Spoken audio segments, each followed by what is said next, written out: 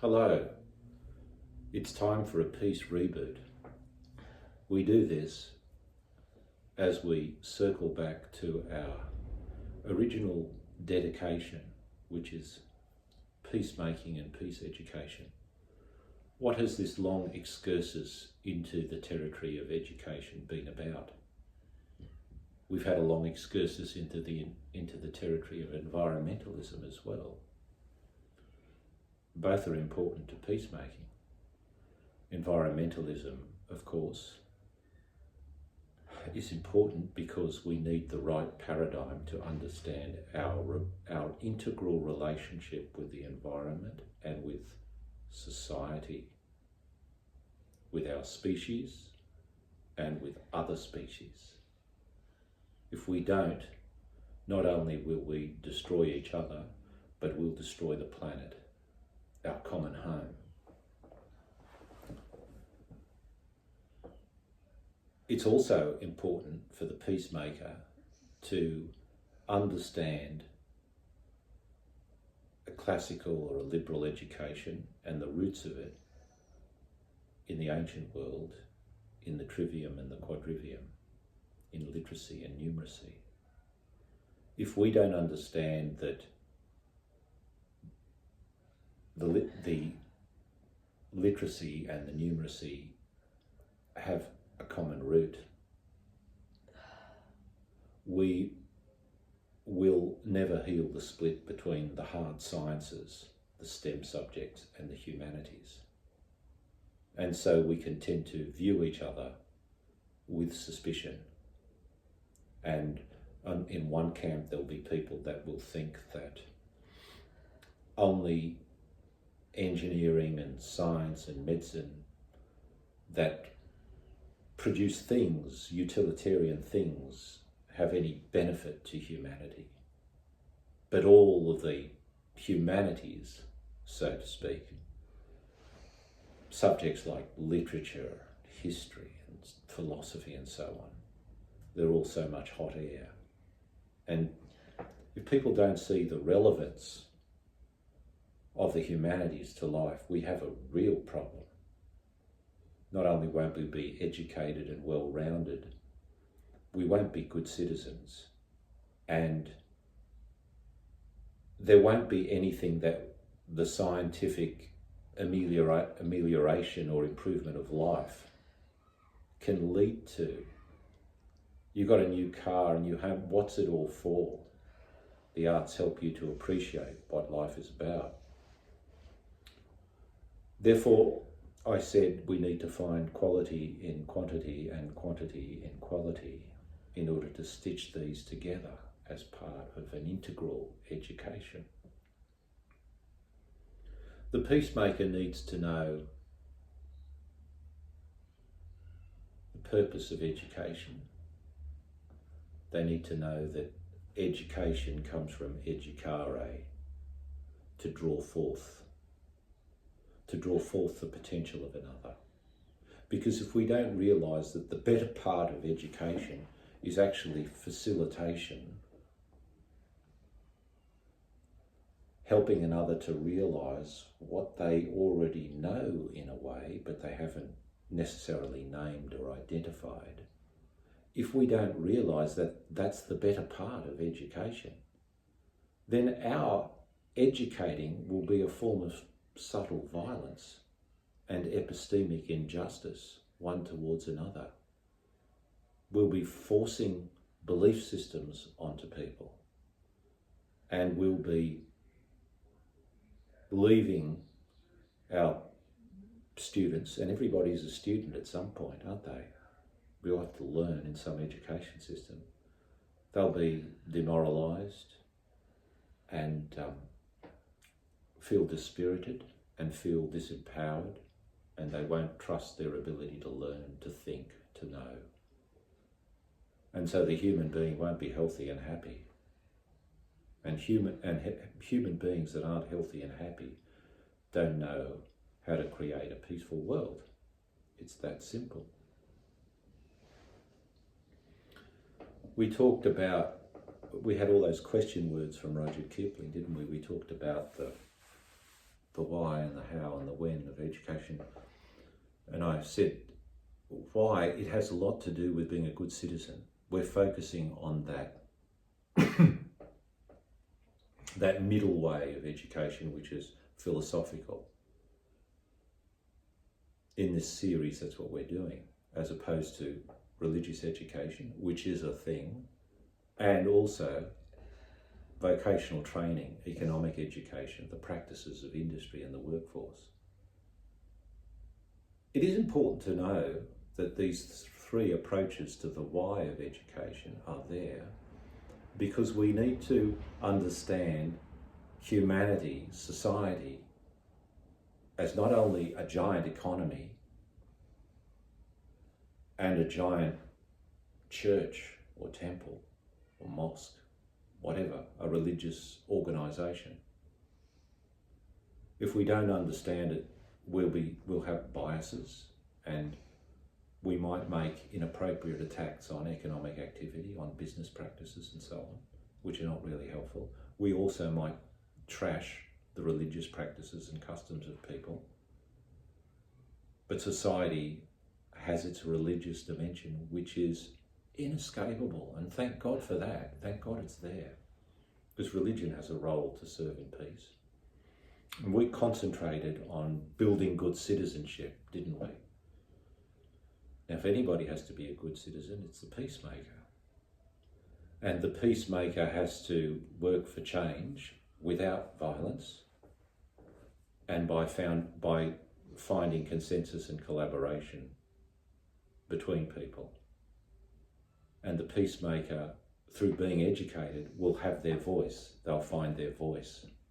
And they can use that voice very powerfully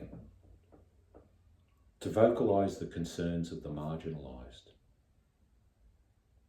Because one of the big causes of discontent and violence on the planet is that people get marginalised and treated poorly and unjustly by their societies.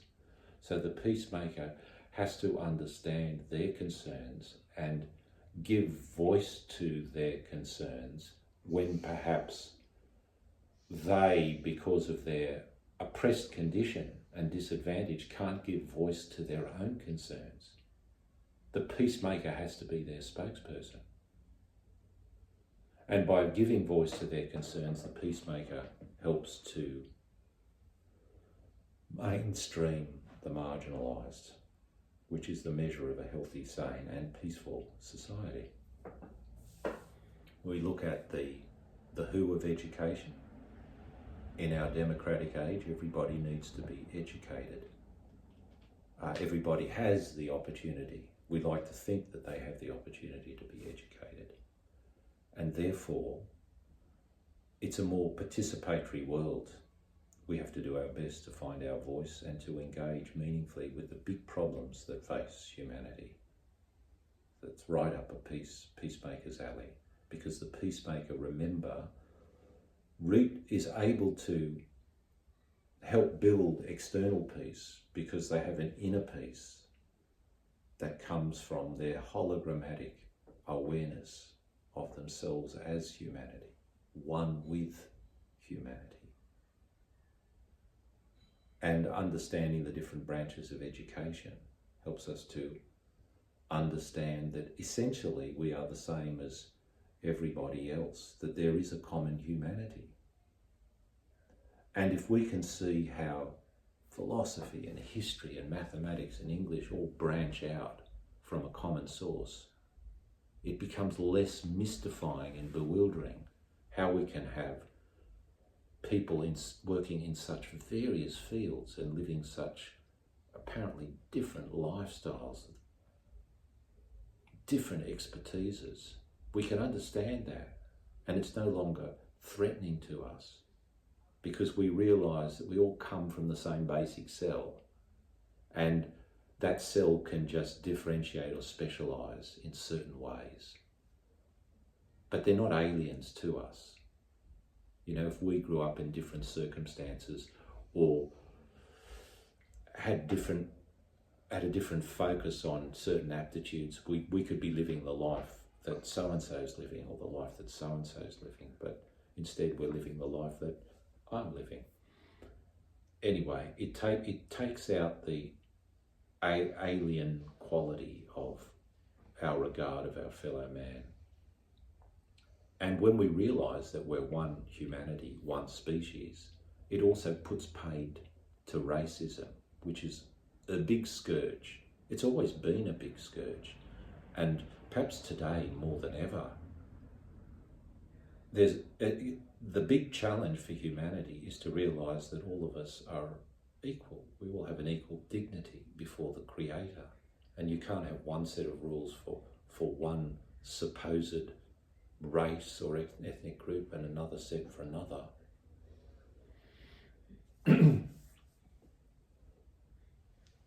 We talked about the how of education and the different pedagogies.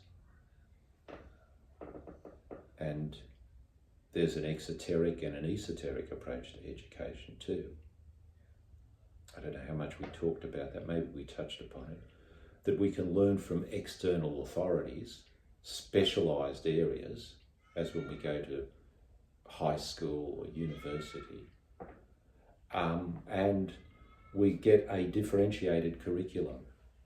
It's very hard once you get beyond middle school for a teacher to be teaching more than one subject at any great depth. That's because the curriculum has become so differentiated and specialised. And along with that goes a type of pedagogy, what I call the exoteric pedagogy. And it contrasts with the esoteric pedagogy, which peacemakers have to become cognizant of and conversant with, because the esoteric pedagogy is, a lot of it is self-learning, it's autodidacticism, and it's an integrated curriculum, because you have to relate everything you learn to every other thing. Different branches of knowledge are not compartmentalised. They're not just specialised fiefdoms that have no relationship to each other. So when your knowledge becomes integrated, it becomes more dependable and stable, and it becomes a basis for action in the world. If you can integrate knowledge, you can bring peace to humanity. Well, that's a pretty big statement, isn't it? In other words, the discordance in humanity, all the conflict, all the wars, in a way, stems from the fragmentation of our knowledge, the fragmentation of consciousness, not being able to see how all the different parts of our understandings link up with each other. That's why education is so important to a peacemaker. The win of education as well. You have to know that different people are on different learning trajectories. You have to have the intuition to know what a person needs to learn at a particular point in their journey. To introduce other stuff would just be to confuse. So you have to understand a bit about developmental psychology and how we best learn certain things at certain ages. You have to know the where of education. You have to know where education can take place. It can not just take place in institutions of learning, but it can take place anywhere, in the home, in the community. And especially during play and recreation. And if you deny that that is happening, that real learning is taking place in those locations, then that gets built into forms of injustice in our society, including what one thinker by the name of Miranda was her surname. She talked about epistemic injustice, that some people's knowings and learnings aren't valued as highly as other people's, and that when they give their hermeneutics, their interpretations of life and reality, that tend to be brushed aside by the mainstream. And yet it could be critical knowledge that we need to hear, and critical testimony from their life experience.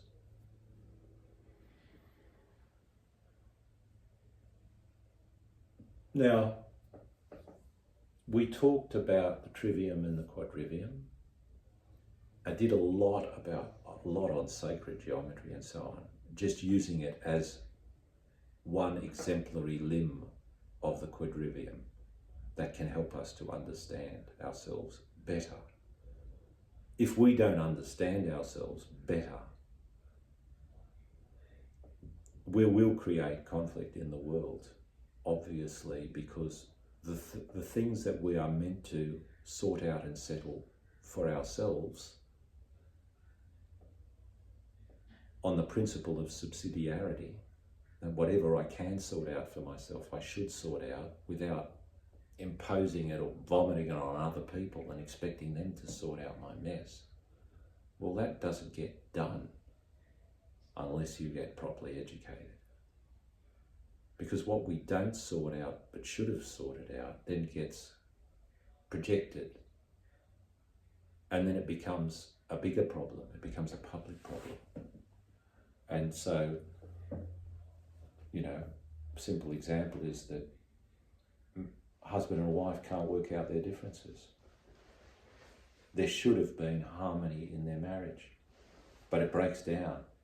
And so it gets taken into another forum, and lawyers come into the picture, and a judge or a magistrate comes into the picture, and it becomes a bigger drama, and you're pulling in the public authorities to sort out something. Now, if you take it back to the marriage, their problems perhaps should have been sorted out between themselves if they had the presence of mind to do it, and if they had the tools of conflict resolution.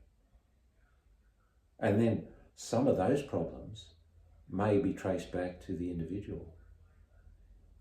So if I have unhealed parts and unanswered questions in myself, and I enter into a relationship with a spouse, then they're going to be belched out, those issues, instead of being settled within me and processed priorly within me, they're going to be injected into the space between us, and they're going to turn into a marital problem, a marital issue. And if it's not solved at that level, then it goes to the family court. And if it's not solved, if the family courts get clogged up, what happens then? Then we have bigger problems in society, bigger problems for the government. Do we need to build more family courts? Do we need to have more judges? Do we need to have more elaborated family law? It becomes a nightmare. We talked about, and really sacred geometry is one entree into the classical education. Another one is sacred astronomy, because in pre-modern times, astronomy and astrology were one and the same thing. Now, we won't, under the umbrella of education, get into that limb of the quadrivium, astronomy. We'll leave it for another month down the track, but I'll just mention that from astronomy, you can learn about peacemaking. It's a big statement, isn't it? From astronomy, you can learn about peacemaking.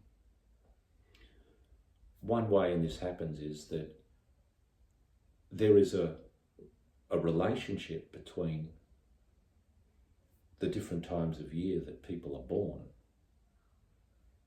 and the dynamic of their interpersonal relationship. So in other words, the geometry of the sky, because astronomy was defined by the Greeks as, number in space and time. Number in space is shape in time, so shapes being formed in the passage of time. in a year. Like, let's say that you were born, what happens if you and your partner, you and your friend, are born at the same time of year? You have a similar birthday. Does that reflect at all into the dynamic between the two of you? What happens if you're born in summer and they are born in winter, like roughly 6 months apart? Does that play into the dynamic between the two of you? What say you're a season apart, etc. This kind of knowledge from astronomy applied to human relationships helps build peace. Why? Because if you are positioned, related to somebody in such a way that your relationship thrives when you're talking about work projects, let's say, then you'd better focus on work projects. And with some other people, your relationship may thrive with more formality, and with others it may thrive with more conviviality and more conversation. Have you noticed that words can help clarify and strengthen your relationship with some people? With other people, they may not. They may obscure.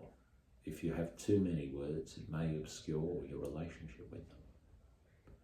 So all of these things are important. We talked about the fine arts, didn't we, as well? We talked about what makes art art. And with the fine arts, of course, we're dealing with literature and poetry and music and dance and painting and architecture. And I don't know if I've forgotten one there, but then we gave a general definition of art as a work of art seduces us through the senses to an encounter with embodied meaning. So we took a fair bit of time to explain that an artwork has physical and metaphysical roots. Why is that important to the peacemaker? Well, just as we have physical food, we have spiritual food, and art is our spiritual food. So the peacemaker needs that food for inspiration. And all peacemaking is an attempt. There's a saying, blessed are the peacemakers. It's an attempt to get back to truth, isn't it? Truth with a capital T. And the three transcendentals are truth, goodness, and beauty. So if we immerse ourselves in beauty and follow the path of beauty through the fine arts, we get to know more about goodness and more about truth. Because the paths of beauty, truth, and goodness all converge at the summit. That's the ultimate. You can call that God. So the arts are really important to the peacemaker. The peacemaker is certainly on that journey to the summit. And so they will want to avail themselves of the beautiful and appreciate the beautiful in all the fine arts. It's essential. And on that long march up to the summit, we start with pretty crude notions. Why is there conflict in the world? Oh, well, I'm good and you're bad. Right? Okay, this is like the low IQ level, but we all start there. At some point, I think maybe we've all been there. In other words, there are some good people in the world, and they might look a certain way or wear a certain badge or something, and there are bad people in the world. You know, there are civilized people in the world and barbarians in the world. And we locate good and evil in people. Now, that's at the kindergarten of morality. When we're beginning morality, we think like that. But then as you go on, you become wiser as a peacemaker. As you learn more, you realise, like Solzhenitsyn, he said the line between good and evil runs through each human heart. So a next step beyond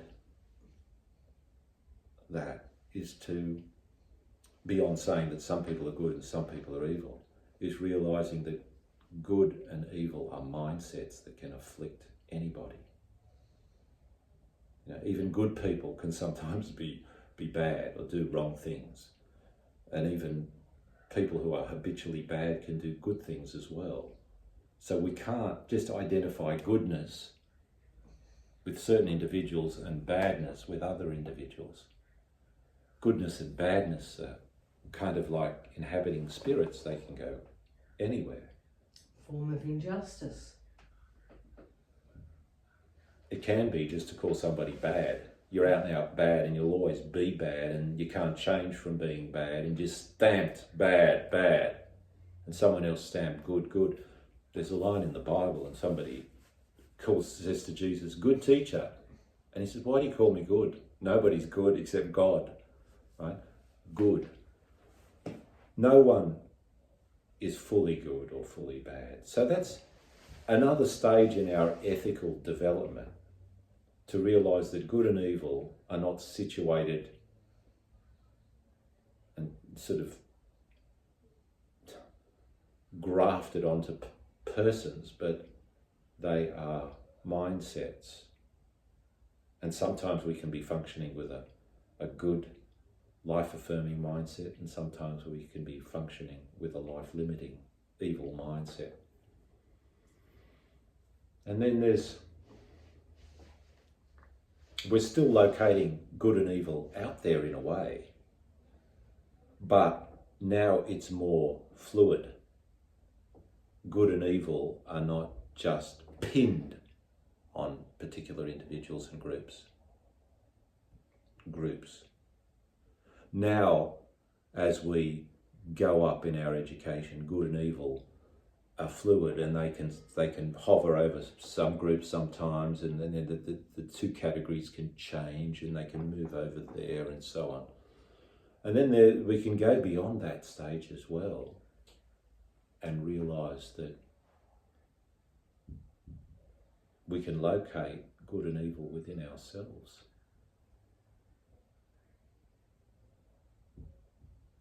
And that's the last steep pinch up that mountain, because we want to get to the lines where beauty, truth and goodness converge. As long as we're battling an evil outside ourselves,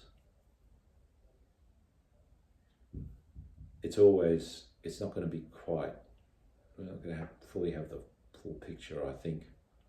This is something that's, we can't sort of fully go into now, but I think that last bit of the terrain that we need to climb is to go even beyond good and evil as mindsets, and to see good and evil within ourselves and realise that the resolution has to happen inside ourselves. And then that can externalise into the world. So yes, we talked about art, and that's it. I mean, there's probably more we could say on why environmentalism is important to the peacemaker, but that lies a bit behind us now on the timeline, and we've recently been talking about education. But believe you me, if we've included certain topics in our discussions, it's because I believe that they are essential to the formation of peacemakers and peace educators. So I hope you've enjoyed and engaged with the material so far. We'll see you next time.